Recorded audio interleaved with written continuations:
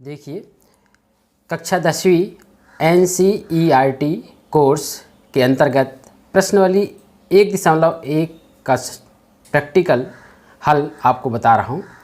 इसमें question number 2 लिए हैं हम। इसके पहले क्वेश्चन 1 इसके पहले वीडियो में दिखा चुका हूँ। तो ये क्वेश्चन नंबर 2 देखिए, बहुत अच्छा है, IMP क्वेश्चन है। क्वेश्चन नंबर 2 है, दर्शाइए कि कोई धनात्मक विषम पूर्णांक 6Q या 6Q + 3 या 6Q + 5 के रूप का होता है। तो देखिए, हम इसे कैसे सिद्ध करेंगे। इसको सिद्ध करने के लिए हम यूक्लिड विभाजन प्रमेयिका, देखिए यूक्लिड विभाजन प्रमेयिका का बार बार प्रयोग होता है और ये IMP क्वेश्चन है। इसके अंतर्गत देखिए, यूक्लिड विभाजन प्रमेयिका से हम इसका हल कैसे निकालते हैं। ये देखिए, हम इसमें माना कि ए कोई धनात्मक विषम पूर्णांक है। ए कोई धनात्मक विषम पूर्णांक है। तो ए कोई धनात्मक विषम पूर्णांक है। इसके लिए हम इसमें क्वेश्चन में देखेंगे विभाजन प्रमेयिका से कि b का मान मतलब भाजक क्या है, 6 है। तो देखिए, यूक्लिड विभाजन प्रमेयिका देखिए क्या है, a = BQ + R। इससे देखिए r के संभव मान क्या निकल जाएंगे, 6 से कम रहेंगे, क्योंकि शेषफल जो होता है वो भाजक से छोटा होता है। तो b का मान क्या है, 6 है। तो यहाँ लिखें हम b = 6। तो r के जो संभव मान है क्या रहेंगे, r = 6 से कम मतलब 0, 1, 2, 3, 4, 5 ये मान रहेंगे। क्योंकि इसका देखिए, मैं आपको फार्म बता रहा हूँ, क्या रहता है कि 0 छोटा है, बराबर है r से, और r छोटा है b से। तो b का मान 6 है, तो 6 किससे r का मान 6 से छोटा रहेगा, मतलब 5 तक लाएंगे। ये आपको समझना चाहिए। r के मान संभव मान ये होंगे। तो जब r के ये संभव मान है, तो a कोई धनात्मक विषम पूर्णांक लिए हैं हम, तो इसके लिए हम a के संख्याएं किस रूप में लिख सकते हैं इसको। देखिए, r का मान हम यदि 0 लेते हैं तो क्या हो जाएगा, इसका 0 लेंगे यदि हम r का मान, तो ये इसको हम इस रूप में लिख सकते हैं। 6Q को ये 6Q के रूप में, यहाँ देखिए इसमें हम r का मान यहाँ 0 रखेंगे तो इसको 6Q हो जाएगा, इसका मान 6Q। और r का मान यदि हम यहाँ 1 रखेंगे तो इसको लिख सकते हैं हम 6Q + 1। r का मान 2 रखेंगे इसमें तो क्या हो जाएगा, 6Q + 2। फिर तीसरा मान 6Q + 3, फिर 6Q + 4, और r का मान यदि हम 5 रखते हैं तो 6Q + 5। ये मान संभव, ये संख्याएं होंगी। एक कोई धनात्मक पूर्णांक संख्या लिए हैं हम, तो देखिए हम यहाँ क्या पाते हैं कि a के जो एक विषम संख्या है माने हैं हम, तो अतः हम क्या करेंगे, 6Q + 2 और 6Q + 4। ये देखिए 6Q + 2 और 6Q + 4 ये क्या है, 2 से विभाजित है। क्या है, 2 से विभाजित है। तो 2 से विभाजित है मतलब ये सम संख्याएं हैं। इसलिए हम कह सकते हैं, क्या कह सकते हैं कि 6Q + 1, 6Q + 3 या 6Q + 5 एक विषम धनात्मक पूर्णांक है। इसलिए हम यहाँ लिख देंगे कि कोई भी धनात्मक विषम पूर्णांक 6Q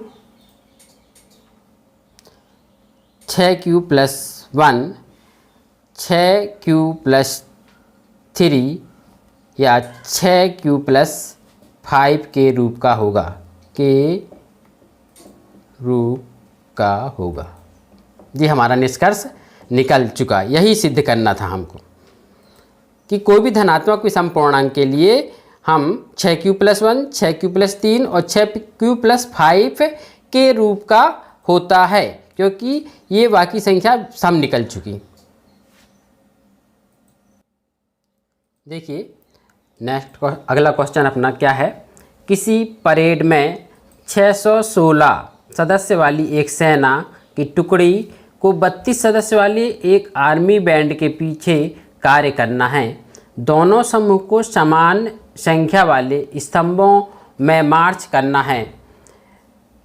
उन स्तंभों की अधिकतम संख्या क्या है, हाईएस्ट मान निकालना है जिसमें वे मार्च कर सकते हैं। तो देखिए हमको इसमें HCF निकालना पड़ेगा, अधिकतम संख्या पूछा है मतलब HCF। तो HCF निकालने के लिए हम 616 और 32 का HCF यूक्लिड विभाजन एल्गोरिथम का प्रयोग करेंगे। यहाँ देखिए यूक्लिड विभाजन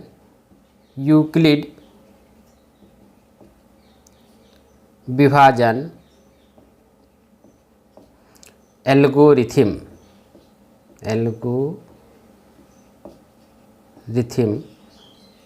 के प्रयोग से हम क्या निकालेंगे, HCF निकालेंगे, HCF ज्ञात करेंगे। तो यहाँ देखिए मैं आपको HCF निकालने के लिए पहले आप 32 और 216, 32 और 616 सॉरी, यहाँ क्या है 616, 32 और 616। तो देखिए यहाँ हम लिखेंगे, क्या लिखेंगे, 616 बड़ा है किससे, 32 से। यहाँ रफ्तार दिखा रहा हूँ मैं आपको। 616 में हम 32 का भाग देंगे, ये देखिए 32 का भाग देंगे तो पहले एक बार जाएगा तो यहाँ 32 आ जाएगा, यहाँ माइनस करेंगे हम तो 11 में से 2 गए 9 बचेगा और 5 में से 3 गए 2 बचेगा। इसके बाद हम इसको 6 को उतारेंगे, यहाँ 6 को, और यहाँ देखिए 9 बार जाएगा। आप देखिए 9 दूनी 18 की 8 हासिल की 1 और 9 दूनी 18 9 27 और 1 28। ये देखिए यहाँ एक उदाहरण लेंगे, 16 में से 8 गए 8, यहाँ 8 बचेगा, यहाँ 0 आ जाएगा और ये 0 आ जाएगा। अब देखिए जो 8 अपना शेषफल बचा है, तो ये जो भाजक था 32, इसको हम भाज्य बना रहे हैं। ये 32 यहाँ लिख लिए और इस 8 का भाग देंगे इस 32 में, तो 8 एकम 8 8 चौके 32, ये पूरी बार भाग चला गया। तो यहीं अपनी भाग क्रिया समाप्त हो जाती है। तो देखिए पहले भाजक 32 था, फिर 8 था, तो अंतिम भाजक की HCF कहलाएगा। मतलब हमारा यही आंसर प्राप्त हो जाता है। क्या आंसर प्राप्त हो जाता है कि जो अधिकतम संख्या है वो 8 है, जो स्तंभों की संख्या पूछा है वो 8 होगी। तो देखिए हम इसको एल्गोरिथम यूक्लिड प्रमेय से कैसे दिखाएंगे, तो हम यहाँ लिखेंगे A बराबर BQ + R, है ना।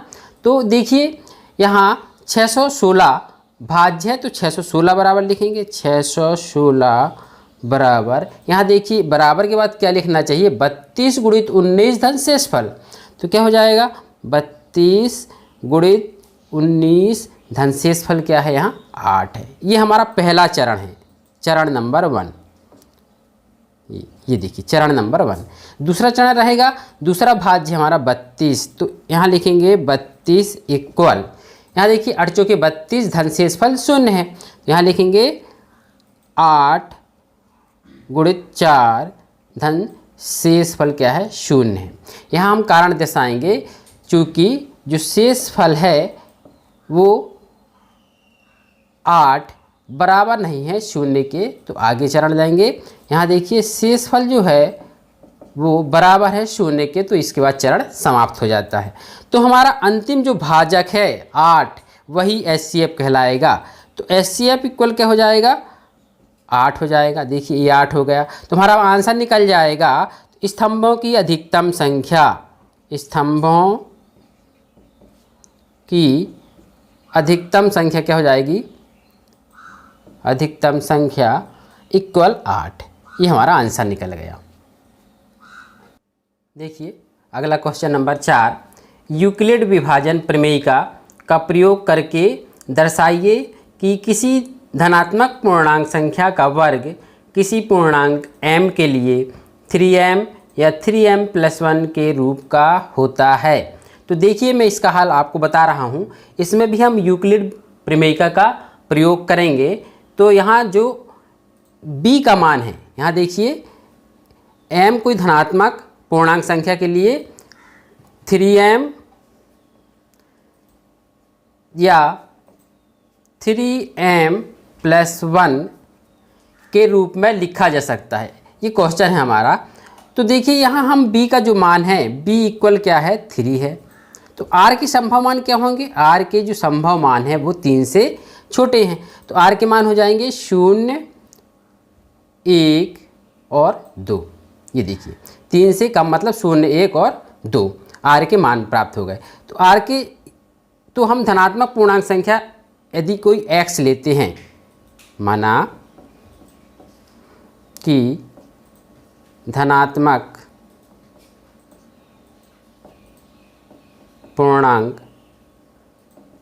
संख्या x है, तो तब इसको हम किस रूप में लिखा जा सकता है, इस रूप में लिखेंगे। देखिए किस रूप में लिखा जा सकता है। तो शून्य शेषफल ये हैं। तो पहले देखिए यहाँ इसमें हम क्या रखें, शेषफल यदि हम शून्य रखते हैं, देखिए यहाँ देखिए 3m+1 में शेषफल यदि शून्य रखते हैं तो पहले इसको हम किस रूप में लिख सकते हैं, 3q के रूप में लिख सकते हैं। फिर शेषफल का मान हम 1 रखेंगे तो इसको हम 3q+1 के रूप में लिख सकते हैं। फिर शेषफल का मान 2 रखेंगे तो इसको 3q+2 के रूप में लिखा जा सकता है, के रूप में लिख सकते हैं। अब देखिए प्रश्न क्वेश्चन में, देखिए क्वेश्चन में क्या कहा है, किसी धनात्मक पूर्णांक संख्या का वर्ग, इनका वर्ग करेंगे हम।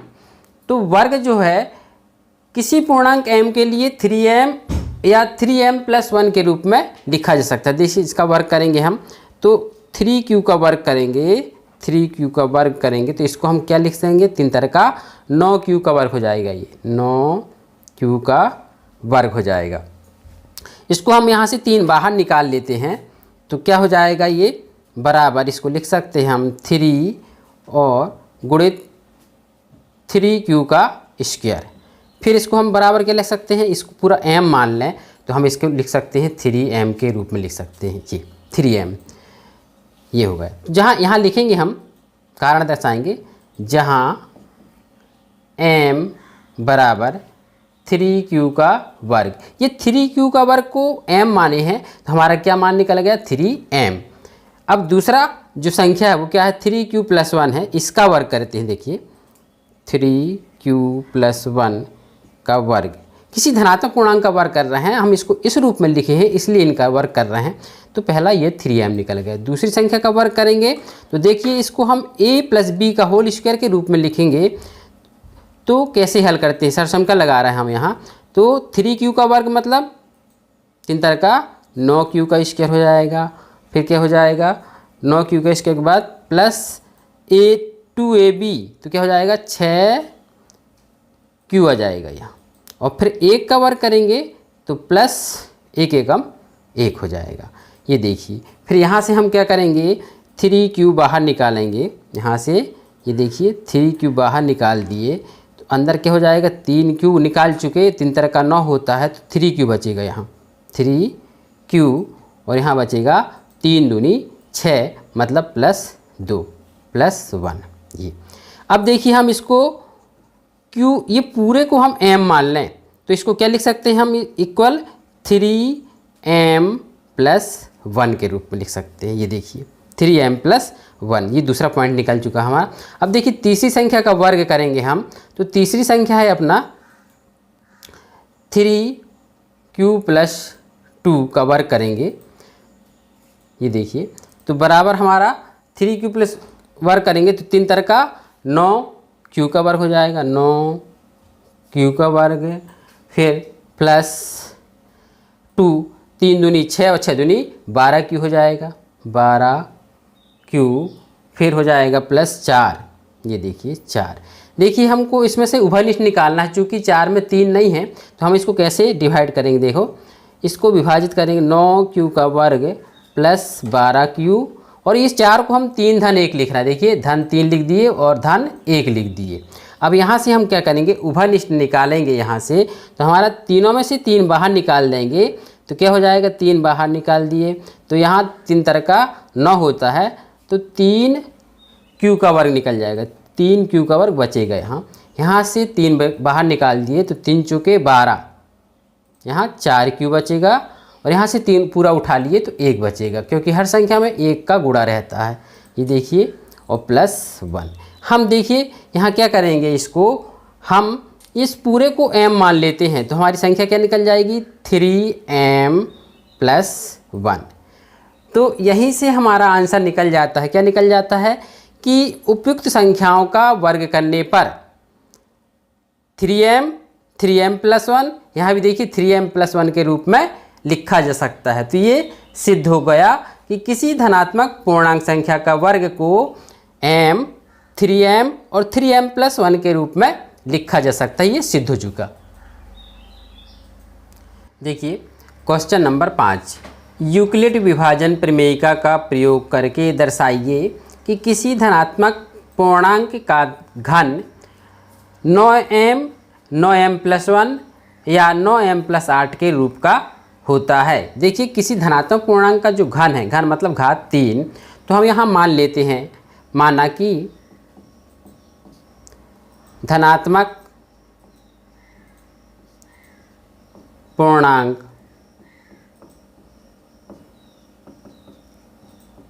संख्या x है, तो यूक्लिड विभाजन प्रमेयिका से, यूक्लिड प्रमेयिका से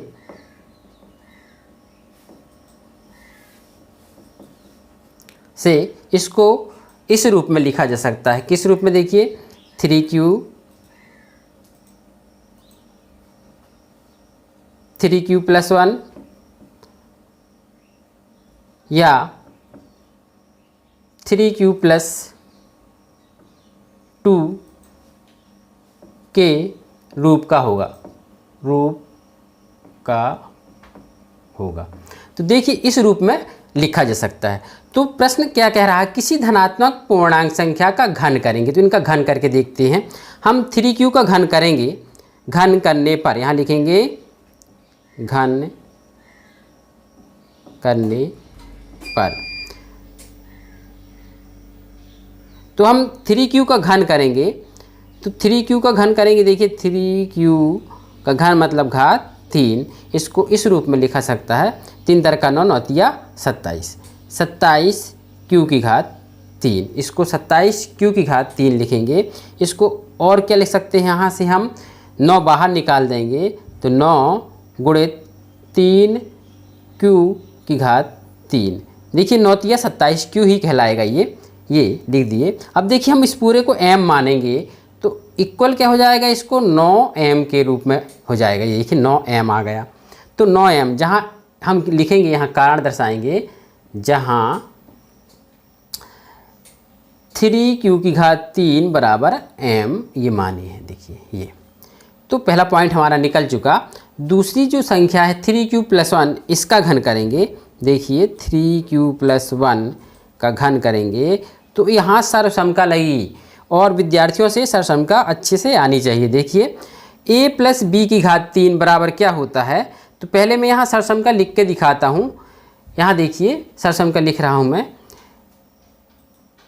a + b की घात 3 = a की घात 3 + b की घात 3 + 3a का स्क्वायर b और +3ab का स्क्वायर, ये सर्वसमता है। देखिए तो इससे हम क्या करेंगे, इसका घन करेंगे तो 3q का घात 3 करेंगे तो क्या हो जाएगा, 3 × 9 और 9 × 27, ये 27 q की घात 3 प्लस b की घात 3।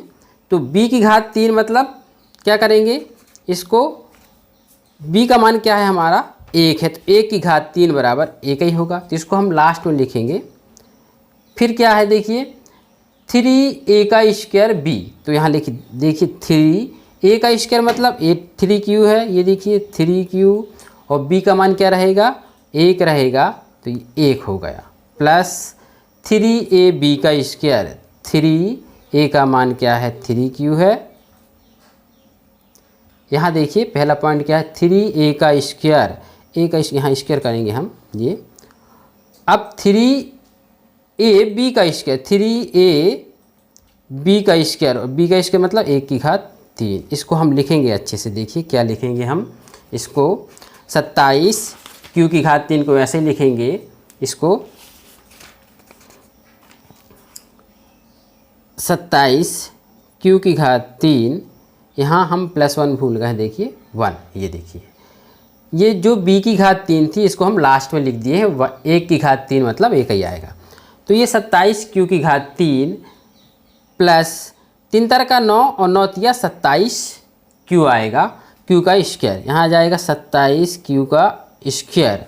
फिर क्या आ जाएगा 3 तरह का 9q प्लस 9q और प्लस 1, ये देखिए इसको हम क्या करेंगे 9q सब में से उभयनिष्ठ ले रहे हैं, देखिए 9q हम उभयनिष्ठ ले लेंगे, तो शेष क्या बच जाएगा 9 तिया 27 होता है 3 यहाँ, और q का वर्ग हो जाएगा, ये 3q का वर्ग प्लस 3q और प्लस 9q पूरा उठा लिए तो 1 बचेगा और प्लस 1। तो देखिए यहाँ हम क्या लिख सकते हैं इसको, इस पूरे को हम यदि m मान लें तो क्या हो जाएगा 9m + 1, ये देखिए 9m + 1, पहला क्या आया था अपना 9m आया था, दूसरा आ रहा है 9m + 1। अब देखिए हम तीसरी संख्या का घन करेंगे, तीसरी संख्या है अपने पास 3q + 2 की घात 3, इसका यदि हम घन करेंगे तो हमारा क्या जाएगा बराबर, देखिए उसी से हम कैसे निकाल रहे हैं हम, तो ये आ जाएगा 27 q की घात 3 प्लस 54 q का स्क्वायर और प्लस 36 q आएगा, 36 q और प्लस देखिए 2 की घात 3 करेंगे, 2 दूनी 4, 4 दूनी 8, यहाँ 8 आ जाएगा, ये 8 आ गया। तो देखिए हम यहाँ से 9q बाहर निकालेंगे, यहाँ से देखिए 9q बाहर निकालेंगे, तो 9q यदि बाहर निकाल ली 9 तिया 27 होता है, तो यहाँ क्या बचेगा 3q का स्क्वायर प्लस 9, यहाँ क्या बच जाएगा 9 छक्का 54 मतलब 6q बच जाएगा, 6q और प्लस 9 जो कि 36 होता है, तो प्लस 4 यहाँ आ जाएगा, प्लस 4 और प्लस 8। ये देखिए इस पूरे को हम यदि m मान लें तो हम इसको क्या लिखेंगे 9m + 8, ये हमारा आंसर निकल चुका जो हमको सिद्ध करना था। देखिए हम तीनों संख्याओं का यदि घन करेंगे तो घन करके हम देखे हैं तो हमारा पहला ऑप्शन ये 9m आया था, दूसरा 9m + 1 और तीसरा आया है 9m + 8। तो उपयुक्त संख्याओं को हम धनात्मक पूर्णांक संख्या को 9m, 9m + 1 और 9m + 8 के रूप में लिख सकते हैं, ये हमारा सिद्ध हो गया। देखिए कक्षा 10वीं की प्रश्नावली 1.2, 1.2 में क्वेश्चन नंबर 1, निम्न संख्याओं को अभाज्य गुणनफल के रूप में व्यक्त कीजिए। हमारी पहली संख्या है 140, 140 को अभाज्य गुणनखंड के रूप में लिखना है हमको। तो देखिए 140 बराबर क्या लिखेंगे हम, रफ कार्य करेंगे। यहाँ देखिए 140 का अभाज्य गुणनखंड निकालेंगे तो 140 में 0 है लास्ट में, देखिए इकाई में, तो 2 का भाग जाएगा। देखिए 2 का भाग देंगे, 2 सत्ते 14, 2 शून्य 0, फिर 2 का भाग जाएगा, 2 तिया 6 और 2 पंचे 10। अब देखिए इकाई में 5 आ गया तो यहाँ 3 का देना चाहिए, तो 3 एकम 3 बच गए, 3 एकम 3 बच गए 5, 3 का नहीं जाता इसमें, 5 का जाएगा। देखिए 5 सत्ते 35 और 7 एकम 7, तो ये हमारे गुणनखंड फैक्टर निकल चुके हैं। तो देखिए इसको कैसे लिखेंगे, 140 बराबर 2 गुणित 2 गुणित 5 और गुणित 7। इसको और अच्छे ढंग से लिखना है अभाज्य गुणनखंड रूप में, तो और अच्छे ढंग से लिखना है तो हम लिख सकते हैं 2 की घात 2 गुणित 5 की घात 1 और गुणित 7 की घात 1। वैसे एक घात 1 को लिखा नहीं जाता, फिर भी हम आपको फैक्टर रूप में ये दिखा रहे हैं। तो ये अभाज्य गुणनखंड। हमारी दूसरी संख्या क्या है? 156 है। देखिए 156 का कैसे निकालेंगे? 156, यहाँ भी हम 156 का गुणनखंड निकालेंगे। 156 का गुणनखंड निकालेंगे। देखिए 2 का जाएगा, इकाई में सम संख्या है तो 2 सत्ते 14 बच गए 1, 2 अट्ठे 16। फिर 2 का जाएगा, 2 तिया 6 बच गए 1, 2 नाम 18। 2 तिया 6 बच गए 1, 2 नाम 18। देखिए अब इसमें 3 का जाएगा, 3 एकम 3, 3 तरका 9 और यहाँ 13 का जाएगा, 13 एकम 13। तो हमारा इसके देखिए फैक्टर निकल चुके हैं। इसको लिखेंगे हम 2 गुणित 2 गुणित 3 गुणित 13। इसको और अच्छे ढंग से लिखना चाहें तो 2 की घात 2 गुणित 3 की घात 1 गुणित 13 की घात 1। तो ये बहुत सरल चीज़ है, फैक्टर निकालना, किसी भी संख्या का गुणनखंड निकालना बहुत सरल चीज़ है। तो इस रूप में इसको लिखा जा सकता है। देखिए अगली संख्या है हमारी 3825, मतलब 3825 का गुणनफल, मतलब फैक्टर के रूप में लिखना है अभाज्य गुणनफल। तो देखिए 3825 का गुणनखंड कैसे निकालेंगे?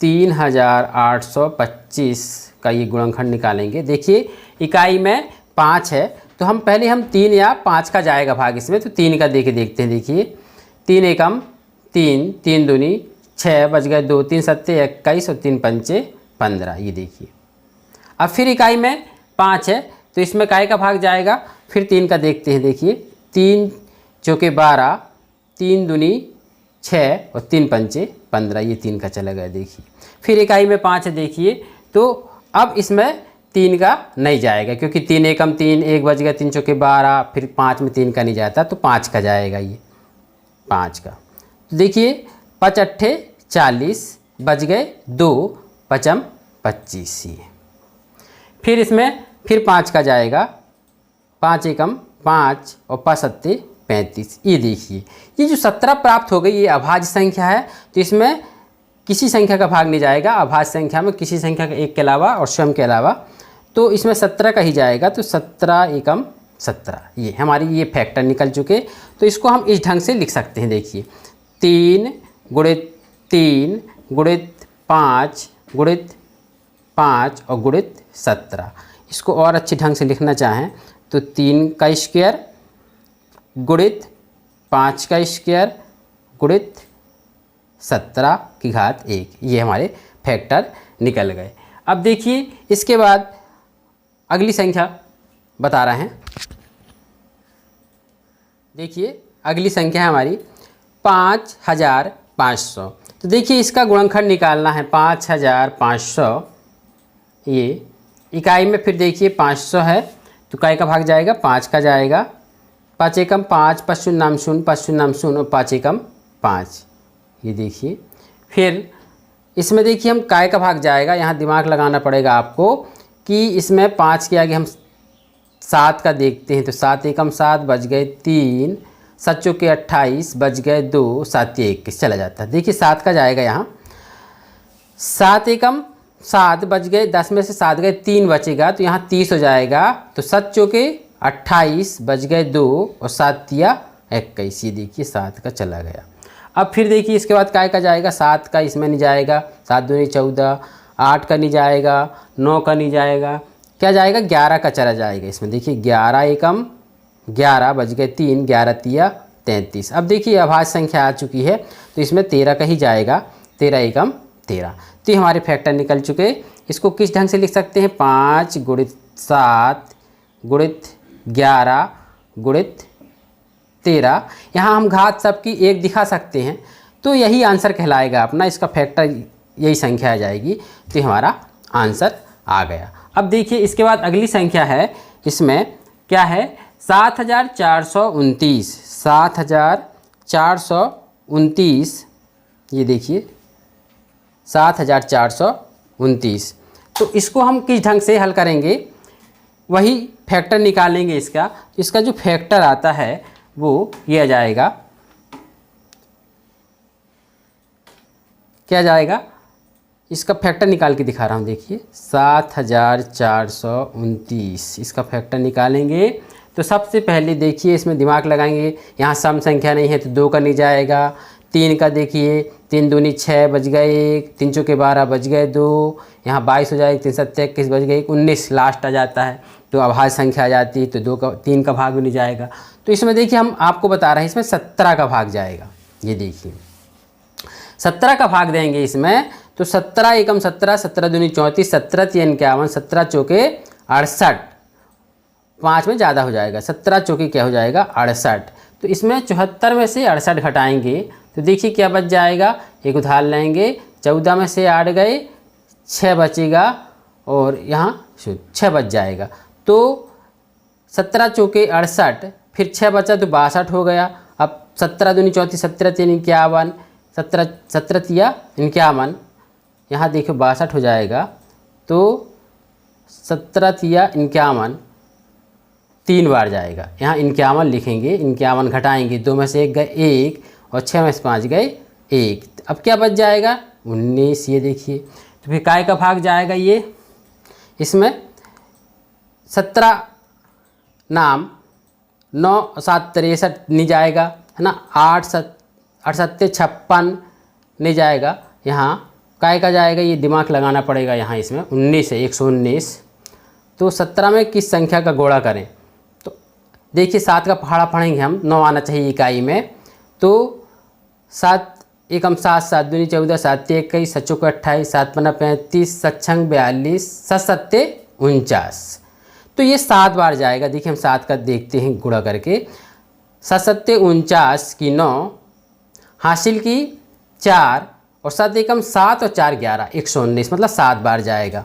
तो ये हमारा निकल गया। अब काय का जाएगा, देखिए 19 का जाएगा 19, तो यहाँ क्या आ जाएगा 19 23 आ जाएगा और ये अभाज्य संख्या बच जाती है तो 23 एकम 23 हो जाएगा। तो ये हमारा इसका गुणनखंड निकल जाते हैं। क्या निकलेंगे 17 गुणित 19 गुणित 23। इसको अच्छे से लिखेंगे तो क्या लिखेंगे 17 की घात 1 गुणित 19 की घात 1 गुणित 23 की घात ए। ये अभाज्य गुणनखंड के रूप में हो गया, क्योंकि ये सभी अभाज्य संख्याएं हैं।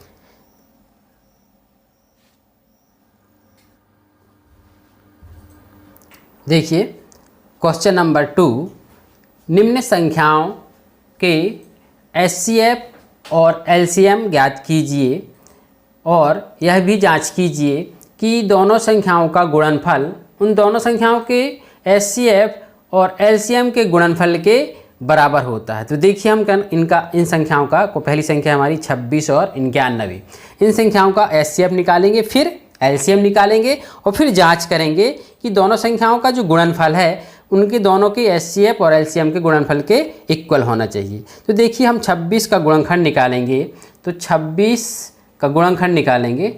देखिए इसको क्या लिखेंगे 2 एकम 2 और 2 तिया 6, ये अभाज्य संख्या आ गई। तो 13 एकम 13। तो हमारा पहला क्या जाएगा 26 इक्वल लिखेंगे, 26 इक्वल 2 गुणित 13।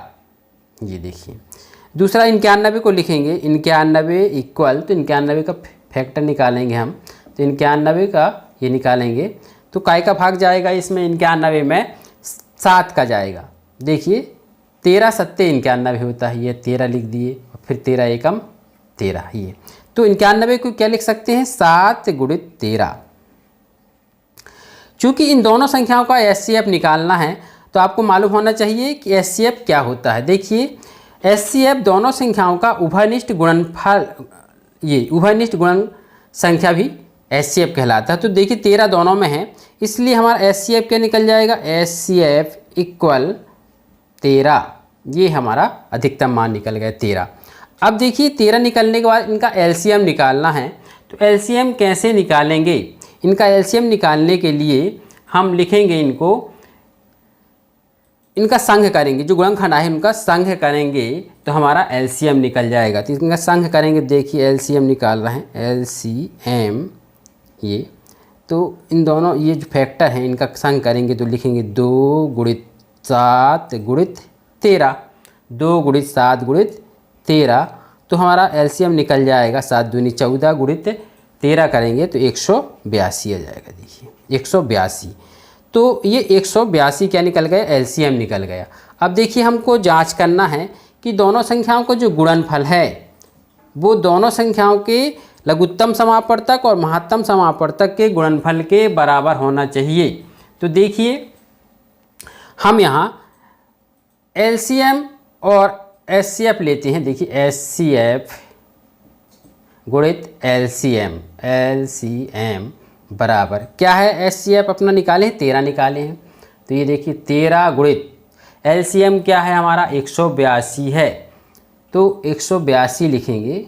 इन दोनों का गुणन करेंगे हम, तो दोनों का गुणा करेंगे तो 2366 आ जाएगा, मतलब 2366 गुणा करके देख लीजिए इनका, तो ये निकल जाएगा। अब इन दोनों का जो गुणनफल है उन दोनों संख्याओं के गुणनफल के बराबर होना चाहिए। तो संख्याओं का गुणनफल क्या हो जाएगा, संख्याओं का गुणनफल बराबर, तो संख्या कौन कौन सी है हमारी, 26 गुणित 91।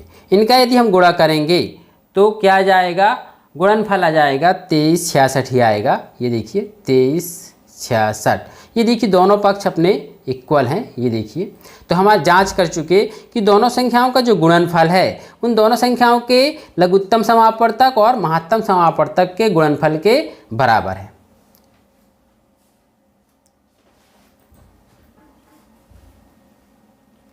देखिए क्वेश्चन नंबर 2 का सेकंड संख्याएं क्या है, 510 और 92 का एचसीएफ और एलसीएम ज्ञात करना है और जांच भी करना है।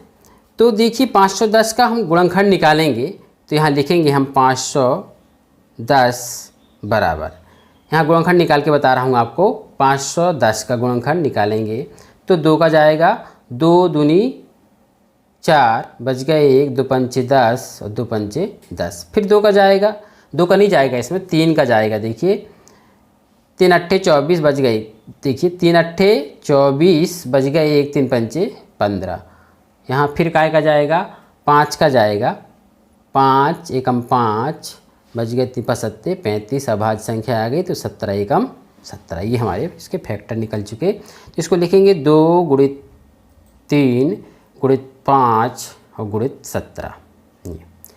इसको निकालने के बाद 92 का निकालेंगे, तो हम देखिए 92 को लिख सकते हैं, 92 इक्वल 2 गुणित 2 और गुणित 23। ये देखिए 23 दूनी 46 और 46 दूनी 92। तो देखिए ये जो संख्या निकल चुकी, अब इससे हम क्या निकालेंगे, एचसीएफ निकालेंगे। तो एचसीएफ देखिए ये जो दोनों में है, दो दोनों में है, तो हमारा एचसीएफ निकल जाएगा, एचसीएफ इक्वल उभयनिष्ठ गुणनखंड, उभयनिष्ठ गुणनखंड क्या है, 2 है, ये निकल चुका। इसके बाद एलसीएम निकालेंगे, तो एलसीएम ज्ञात करेंगे, तो इन जो गुणनखंड है दोनों संख्याओं का, इनका संघ करेंगे हम। तो देखिए हम संघ कैसे करते हैं, इनका एलसीएम आ जाएगा तुम्हारा 2 गुणित 2, इन दोनों 2 को ले लिए, फिर इसके बाद क्या करेंगे हम 3 को लेंगे, गुणित 3 गुणित 5 ये, और गुणित 17 भी है, देखिए 17 को लेंगे और गुणित 23 को ले लेंगे। ये देखिए ये सबका गुणनफल ही एलसीएम निकलेगा। तो हमारा एलसीएम सबका गुणा करेंगे, हमारा एलसीएम निकल जाएगा ये 23,460, ये एलसीएम निकल गया। अब देखिए इनको ही जांच करेंगे कि इन दोनों का एलसीएम और एचसीएफ का जो गुणनफल है, यहाँ देखिए हम जांच कर रहे हैं, जांच करने पर ये जांच दिखा रहे हैं। तो एलसीएम गुणित एचसीएफ बराबर क्या निकलेगा, देखिए एलसीएम क्या, एचसीएफ क्या है, 2 है, एलसीएम ये है, देखिए 23,460 गुणित 2, इसका गुणा करेंगे तो क्या निकल जाएगा, ये 46,920, 23 दूनी 46 होता है, और 460 का 2 में गुणा करेंगे तो 920 आएगा, तो ये आ जाएगा 46,920। ये देखिए दोनों का गुणनफल आया है। अब दोनों संख्याओं का गुणा करेंगे हम, मतलब किसका गुणा करेंगे, 510 और 92 का। तो यहाँ लिखेंगे 510 गुणित 92 बराबर आ जाएगा, यही संख्या आएगी 46,920। ये देखिए दोनों पक्ष क्या हो गए, इक्वल हो गए, मतलब हमारा आंसर सही है कि एचसीएफ 2 होगा और एलसीएम 23,460 होगा।